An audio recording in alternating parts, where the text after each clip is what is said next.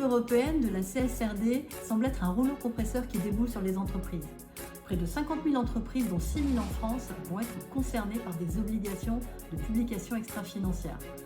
D'ici 2026, c'est-à-dire demain. Qu'en est-il réellement? Quelles sont les obligations pour se mettre en conformité? Qu'est-ce qui n'est pas obligatoire? Bacombi vous propose une série en 5 épisodes pour comprendre concrètement comment mener ce projet dans vos organisations. La CSRD, c'est avant tout un langage commun et une méthodologie mise en place au niveau européen. Elle permet un dialogue facilité et comparable entre l'entreprise et ses parties prenantes sur les sujets environnementaux, sociaux et de gouvernance. Parmi les parties prenantes, les financeurs, investisseurs, assureurs sont un interlocuteur particulièrement concerné par la CSRD. Concrètement, la CSRD est une directive qui a été publiée en juillet 2023 au niveau européen et transposée en droit français en décembre 2023.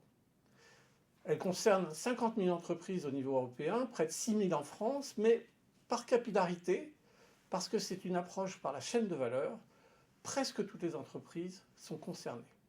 Concrètement, la CSRD, c'est une obligation de publication d'un certain nombre d'informations extra-financières qui seront auditées par un organisme tiers indépendant. La CSRD s'inscrit dans le cadre du Pacte vert européen, du Green Deal. Son objectif ultime, c'est d'orienter, de flécher des investissements et les financements vers les activités les plus durables. Ce n'est pas une obligation de résultat, c'est une obligation de forme, de respecter la méthodologie qui est proposée. Comment ça fonctionne? La CSRD, c'est un ensemble de normes, les fameuses ESRS. Alors, 2 de ces normes portent sur les informations générales et la construction de la matrice de double matérialité. 5 de ces normes portent sur les sujets environnementaux, 4 sur les sujets sociaux et une norme sur les sujets de gouvernance. Il y a en gros 6 étapes à respecter pour construire le rapport de durabilité voulu par la CSRD. La première étape, c'est de construire sa matrice de double matérialité. La deuxième étape, c'est l'analyse des écarts entre les informations disponibles dans l'entreprise et celles demandées par la CSRD.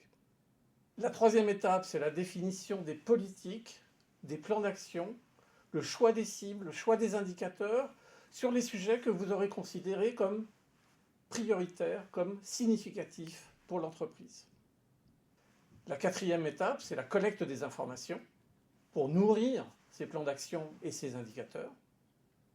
La cinquième étape, c'est la formalisation du rapport de durabilité et l'audit.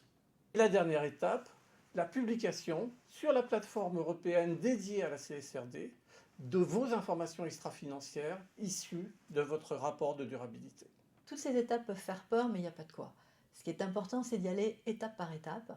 La CSRD, ce n'est pas une obligation sur le fond des données, c'est une obligation sur le format, sur la publication.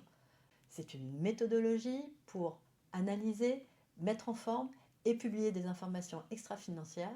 Il n'y a aucune exigence sur le fond. Ce qui est important, c'est de choisir ses combats, de fixer des priorités et d'y aller étape par étape.